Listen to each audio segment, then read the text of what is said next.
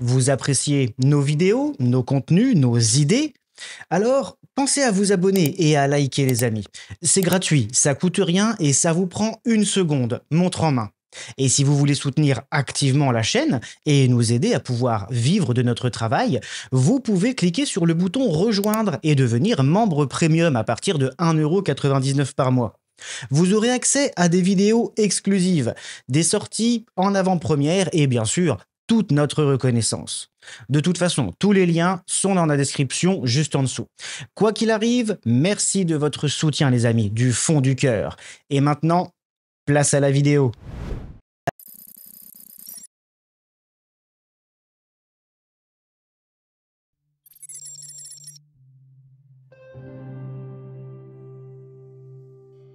De tous les mythes racontés dans la Bible, il en est un qui a traversé les millénaires et marque toujours les hommes. Pourtant, ce récit est infime face à l'œuvre biblique et ne comporte que quelques lignes. Livre de la Genèse, chapitre 11, versets 1 à 9. C'est sur ces quelques lignes seulement que ce mythe est parvenu à subsister plus de 3000 ans. La tour de Babel est une histoire si courte dans la Genèse qu'il paraît incompréhensible qu'elle ait traversé les siècles et les millénaires. Il y a de nombreuses parties du récit biblique qui impactent toujours notre société, nos mœurs et nos langages, que ce soit le jardin d'Éden avec Adam et Ève ou le déluge et l'arche de Noé. Mais la tour de Babel reste dans les esprits comme la réalisation des hommes, la construction antique ayant effrayé Dieu lui-même. Nous allons constater que les découvertes archéologiques de ces dernières décennies prouvent l'existence d'une construction monumentale à Babylone, et que de nombreux détails nous ont été transmis à son sujet, tant sur ses dimensions que sur sa forme. Pour finir, nous allons découvrir une nouvelle facette de la mythique tour de Babel. Une vision totalement nouvelle sur la fonction réelle de ce monument, corroborée par des découvertes archéologiques et incluant parfaitement ce récit dans l'histoire de l'humanité.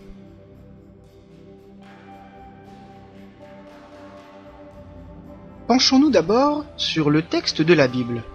C'est effectivement de ce récit que le mythe millénaire de la tour de Babel nous est parvenu. Ce n'est que sur quelques lignes que la Bible nous parle de ce monument et de cette ville. Genèse, chapitre 11, versets 1 à 9. Nous pouvons y lire « Toute la terre avait une seule langue et les mêmes mots. Comme ils étaient partis de l'Orient, ils trouvèrent une plaine au pays de Sinéar, et ils y habitèrent. Ils se dirent l'un à l'autre « Allons, faisons des briques, et cuisons-les au feu. » Et la brique leur servit de pierre, et le bitume leur servit de ciment. Ils dirent encore « Allons, bâtissons-nous une ville et une tour dont le sommet touche le ciel, et faisons-nous un nom, afin que nous ne soyons pas dispersés sur la face de toute la terre. »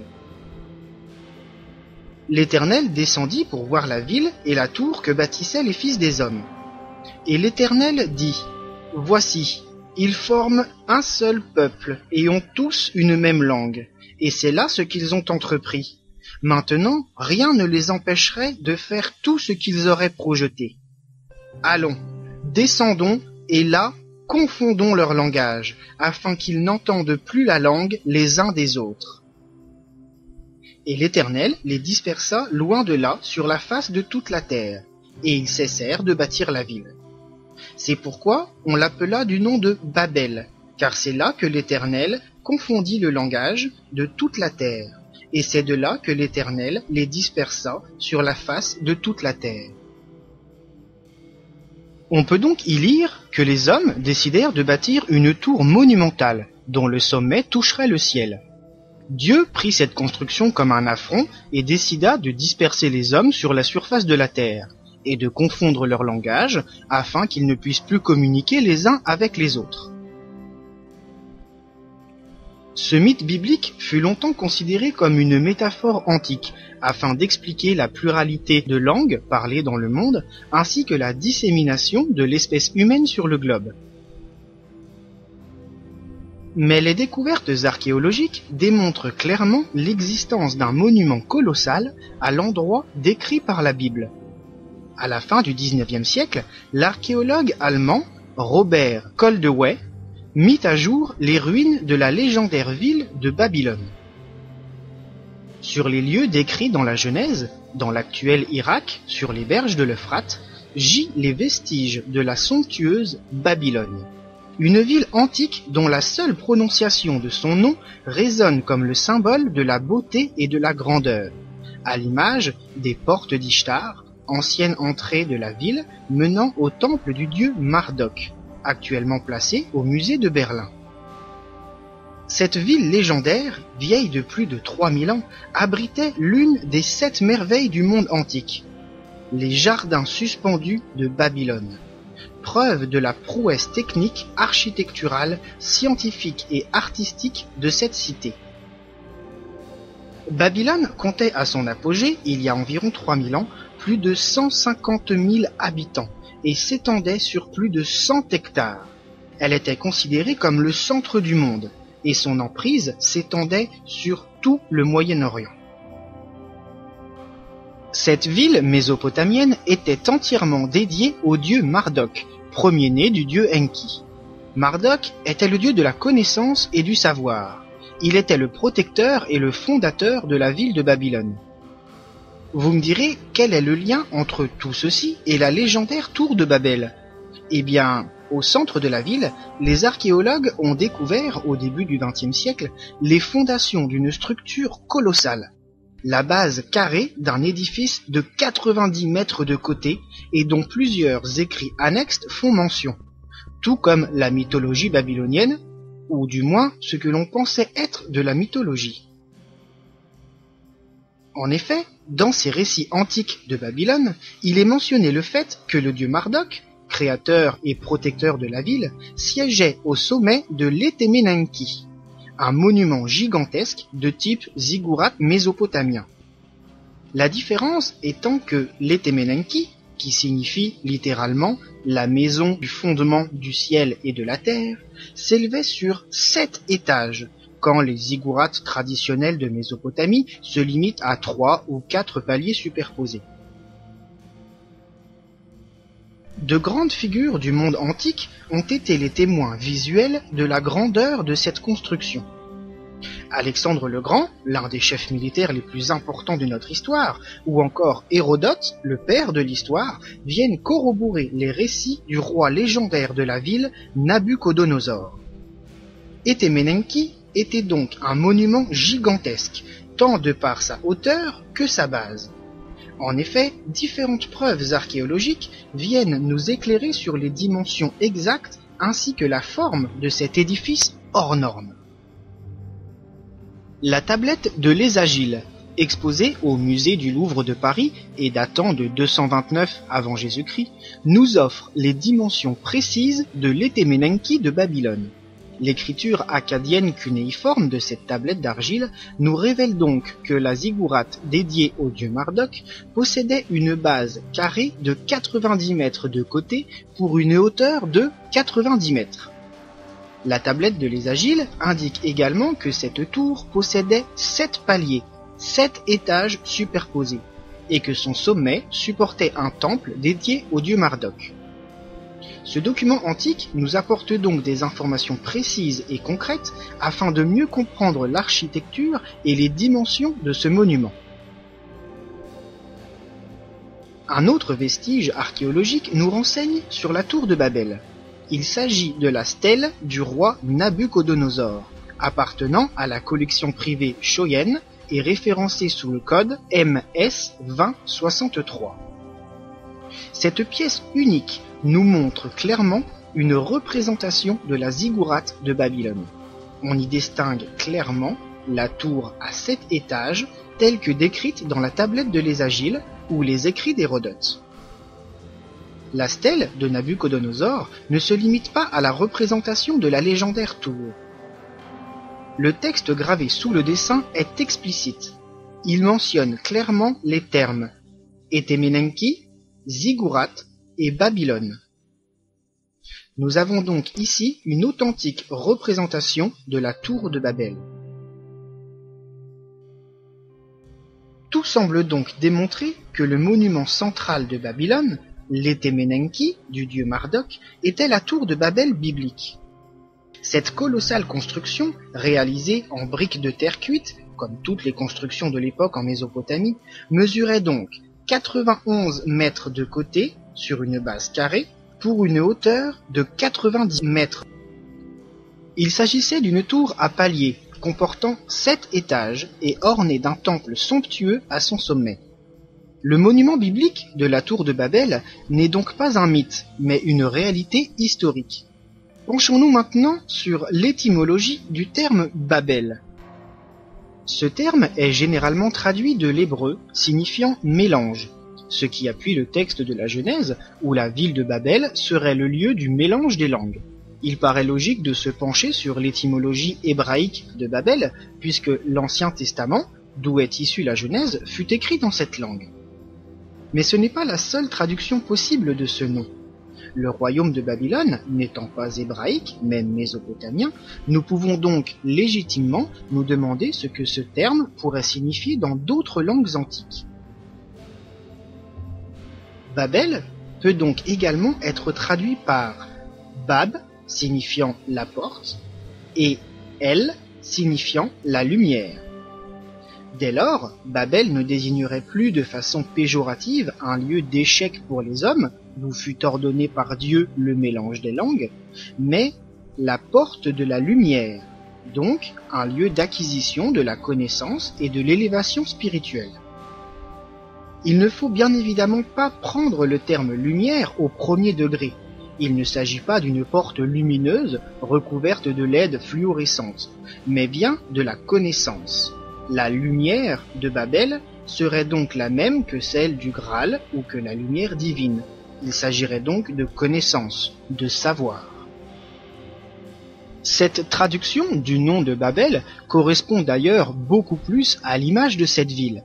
Ces monuments gigantesques à l'architecture somptueuse, ces jardins suspendus mondialement reconnus, son positionnement central dans le monde de l'époque, la concentration d'hommes érudits, de prêtres et de grands penseurs accorde d'autant plus de crédit à l'étymologie de Babel comme étant la porte de la lumière. Comme nous l'avons vu, la tour de Babel, alias l'Etemenenki de Babylone, n'est donc pas un mythe ou une légende métaphorique issue de l'Antiquité. Il s'agit d'un monument réel, clairement identifié et dont nous avons le témoignage concret. Mais des questions fondamentales restent en suspens. Quelle était la fonction de cette tour gigantesque et pourquoi a-t-elle été détruite? Concernant ces questions, il y a 3 grandes visions qui s'opposent. La vision biblique, la vision historique et enfin la vision ésotérique, qui sera certainement la plus controversée et critiquée. Pourtant, vous constaterez par vous-même qu'après avoir assemblé toutes les pièces du puzzle, cette vision vous semblera la plus cohérente.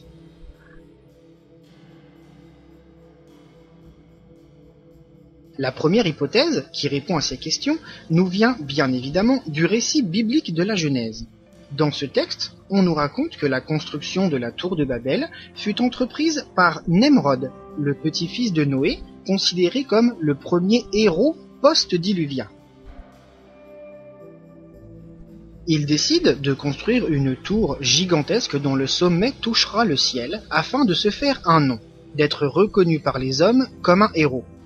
C'est donc dans un but vénal que la construction fut entreprise.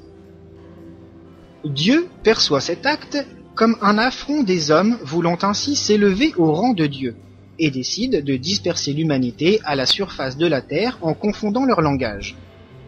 Ce faisant, les hommes ne parvenant plus à communiquer les uns avec les autres, la construction de la tour ne peut plus perdurer et s'arrête.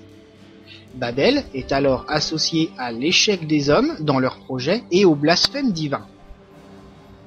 Dans le récit biblique, la raison de la construction de la tour est donc la recherche de prestige des hommes, et sa destruction est liée quant à elle au châtiment divin.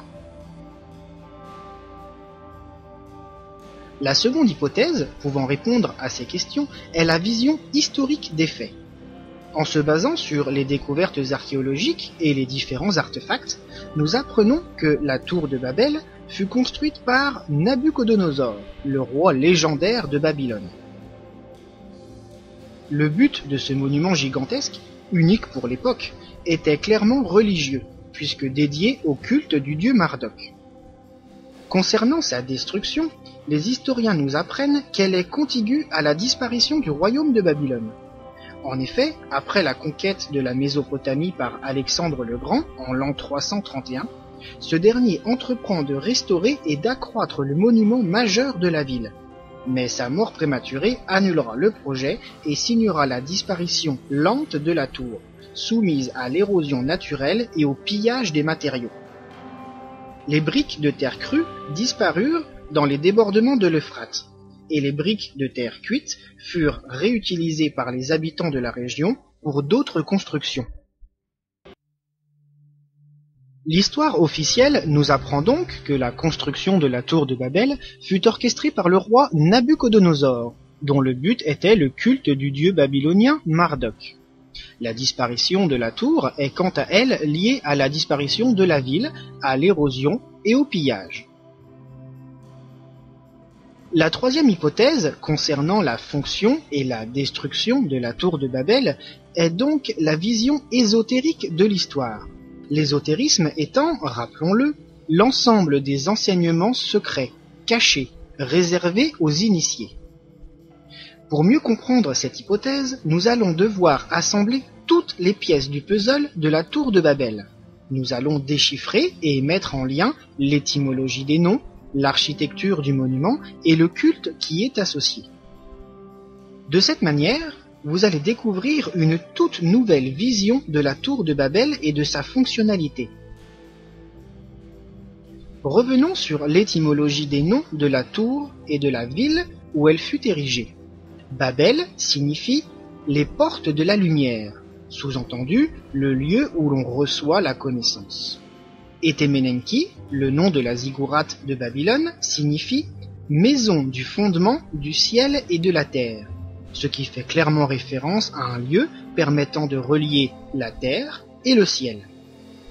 Ces deux termes indiquent clairement un lien puissant entre la ville, la tour, et un rapport à la connaissance, à l'élévation spirituelle. Ces noms laissent donc à penser que ce lieu et ce monument pouvaient permettre aux hommes d'y recevoir la lumière, la connaissance, le savoir, et que de ce savoir, de cette connaissance, ils pouvaient s'élever spirituellement et passer de leur condition terrestre à une condition céleste. La ville de Babylone, et plus particulièrement encore les Temenenki, était dédiée au culte du dieu Marduk. Cette divinité mésopotamienne était le fils d'Enki, et on le représente accompagné de son dragon serpent. Marduk est associé à la nature et à la connaissance. On pourra noter beaucoup de corrélations entre cette divinité gardienne de la ville et de la tour et l'idée de connaissance, de lumière, voire d'élévation. Marduk, de par ses origines agraires, maîtrise les forces de la nature et l'énergie naturelle. L'animal qui l'accompagne est un dragon à tête de serpent. Le dragon est le symbole du gardien, et le serpent est quant à lui associé à la connaissance, au savoir spirituel. Nous avons donc, associé à cette ville et à cette tour, un dieu axé sur la nature et la connaissance, accompagné d'un animal gardien du savoir. Concernant le monument principal, la tour de Babel, les Temenenki, l'étude de son architecture peut également nous éclairer sur sa fonctionnalité et apporter une pièce capitale au puzzle. La principale différence entre les ziggourats standards et les Temenenki de Babylone est bien évidemment sa taille. Les ziggourats mesurent en général entre 40 et 60 mètres de côté, pour une hauteur ne dépassant pas les 50 mètres. La tour de Babel, quant à elle, faisait 90 mètres de côté pour 90 mètres de hauteur. Les Temenenki étaient donc pratiquement 2 fois plus imposantes que ses consoeurs. Une autre différence majeure réside dans sa structure même. Si les ziggourats classiques sont généralement composés de 3 ou 4 étages, la tour de Babel, pour sa part, était un édifice colossal de 7 étages. Cette structure atypique démontre l'importance et la singularité de ce monument. Mais le nombre de paliers de l'Etemenenki n'est pas un chiffre anodin. Comme en témoigne la tablette de l'Ésagile ou la stèle de Nabuchodonosor, cette tour possédait 7 paliers, 7 étages superposés menant au sommet. Si le chiffre 7 est couramment associé à un chiffre sacré, le monde fut créé en 7 jours, les 7 merveilles du monde antique, le 7e ciel, il est en ésotérisme le symbole de la connaissance et de la vie intérieure. Mais concernant le lien avec la tour de Babel, le chiffre 7 correspond au nombre de chakras principaux du corps humain. En effet, chaque individu possède 7 points énergétiques répartis le long de la colonne vertébrale, depuis le coccyx jusqu'au sommet du crâne. En partant du premier chakra jusqu'au 7e, on trouve donc le premier au périnée, dans la zone du coccyx, le second au bas-ventre, sous le nombril, le 3e au niveau du plexus solaire, le 4e au centre de la poitrine, au niveau du cœur, le 5e à la base du cou, sous la gorge, le 6e entre les sourcils, au 3e œil, et le 7e au sommet du crâne. La maîtrise de ces chakras, ou points d'énergie, permet à celui qui y parvient de s'éveiller, de s'élever spirituellement et d'atteindre un état de conscience sur le monde. Ce phénomène demande un travail assidu et long, mais lorsque tous les chakras sont activés et qu'ils laissent circuler l'énergie, l'individu parvient à l'éveil du Kundalini. Le Kundalini est un terme sanskrit, l'équivalent oriental du latin en Occident, qui désigne la montée d'une puissante énergie le long de la colonne vertébrale, passant par les chakras et s'élevant jusqu'au sommet du crâne. Il s'agit de l'éveil énergétique de la personne, de son harmonisation avec les forces naturelles. Chez l'homme ordinaire, le Kundalini est en repos, endormi, logé sous le premier chakra au niveau du périnée. Mais à force de travail spirituel et énergétique sur ces chakras, l'individu parviendra à éveiller le Kundalini, à libérer le serpent sacré qui harmonisera tous les chakras du corps et permettra à celui qui l'aura éveillé de le conduire à la réalisation de soi. Le Kundalini est représenté par un serpent qui monte le long de la colonne vertébrale, passant d'un chakra à l'autre, naissant de l'énergie de la terre pour se diriger vers celle du ciel. Il s'agit d'un concept spirituel visant à comprendre la nature de ces énergies, l'univers qui nous entoure, et à pouvoir s'harmoniser avec elles afin de s'accomplir personnellement. Le lien avec l'Etemenenki, la tour de Babel, peut donc se lire directement dans son architecture. Chaque palier de cette pyramide à degrés représente l'un des 7 chakras du corps humain. Au sommet du monument, au niveau du 7e chakra, se trouve le temple céleste, le point le plus proche entre la terre et les cieux, l'endroit où la lumière sera la plus puissante, la plus pure. La tour de Babel est donc la représentation matérielle du chemin initiatique menant les hommes vers l'éveil de la connaissance, vers la lumière, le Kundalini.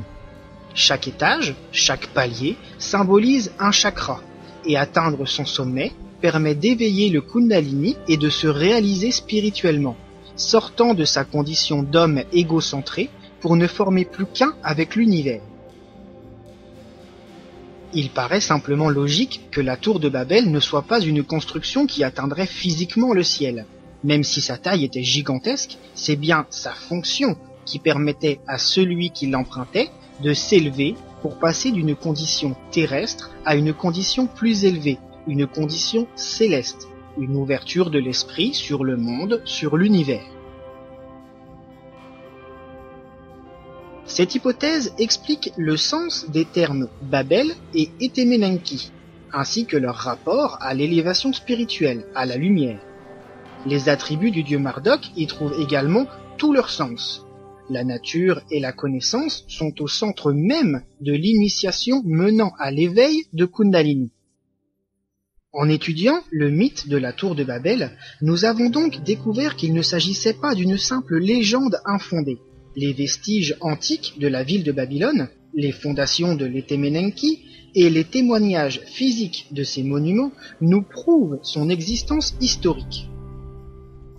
Son architecture et la traduction des termes qui y sont attribués corroborent l'hypothèse ésotérique de sa fonction, à savoir mener les hommes vers l'éveil, vers l'ascension spirituelle du Kundalini. La destruction de ce monument symbolise donc l'inverse de sa fonction, à savoir empêcher les hommes de s'éveiller, de grandir spirituellement pour les confiner à leurs conditions matérielles humaines. Les mots de la Genèse nous indiquent clairement que la tour de Babel permettrait aux hommes d'accomplir tout ce qu'ils auraient projeté, d'être l'égal des dieux. En détruisant cette tour, l'humanité resterait donc confinée à son rang inférieur, à son plan terrestre. De toute évidence, si ce n'est pas le temps qui a eu raison de cet ouvrage, et si quelqu'un l'a volontairement détruit, cela ne peut être que pour maintenir l'humanité sous sa domination, pour l'empêcher de s'élever. Il est vrai que le meilleur moyen de contrôler quelqu'un est de le priver de connaissances, de le maintenir dans l'ombre, loin de la lumière. N'oubliez jamais que, sans le savoir, pas de pouvoir.